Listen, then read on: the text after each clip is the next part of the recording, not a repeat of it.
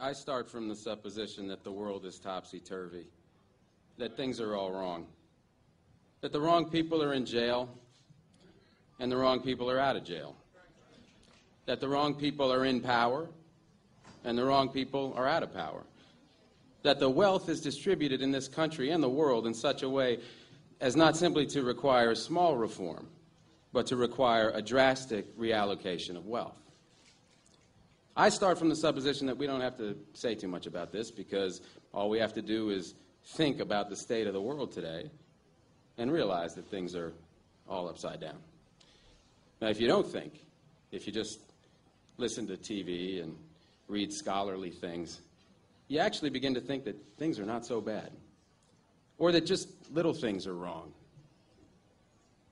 But you have to get a little detached and then come back and look at the world, and you are horrified. So we have to start from that supposition that things are really topsy-turvy. And our topic is topsy-turvy, civil disobedience. Now, as soon as you say the topic is civil disobedience, you're saying our problem is civil disobedience. That is not our problem. Our problem is civil obedience.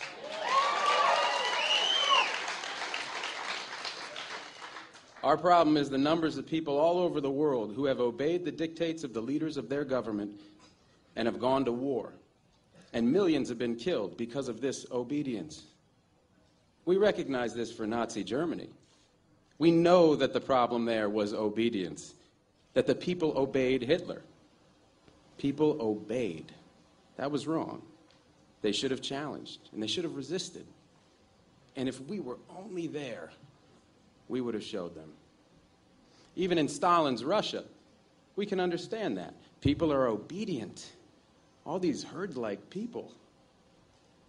Remember those bad old days when people were exploited by feudalism? Everything was terrible in the Middle Ages. But now we have Western civilization, the rule of law.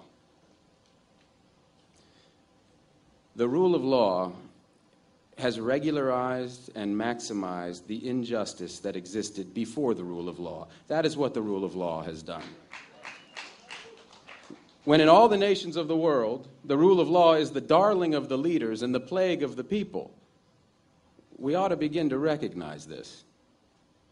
We have to transcend these national boundaries in our thinking. Nixon and Brezhnev have much more in common with one another than we have with Nixon. J. Edgar Hoover has far more in common with the head of the Soviet secret police than he has with us. It's the international dedication to law and order that binds the leaders of all countries in a comradely bond. That's why we're always so surprised when they get together. They smile, they shake hands, they smoke cigars. They really like one another, no matter what they say. What we are trying to do, I assume, is really to get back to the principles and aims and spirit of the Declaration of Independence. This spirit is resistance to illegitimate authority and to forces that deprive people of their life and liberty and right to pursue happiness. And therefore, under these conditions, it urges the right to alter or abolish their current form of government, and the stress had been on abolish. But to establish the principles of the Declaration of Independence, we're going to need to go outside the law, to stop obeying the laws that demand killing or that allocate wealth the way it's been done, or that put people in jail for petty technical offenses and keep other people out of jail for enormous crimes.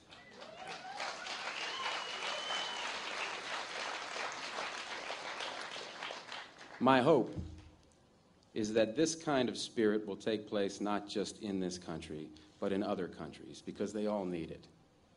People in all countries need the spirit of disobedience to the state, which is not a metaphysical thing, but a thing of force and wealth. And we need a kind of declaration of interdependence among people in all countries of the world who are striving for the same thing.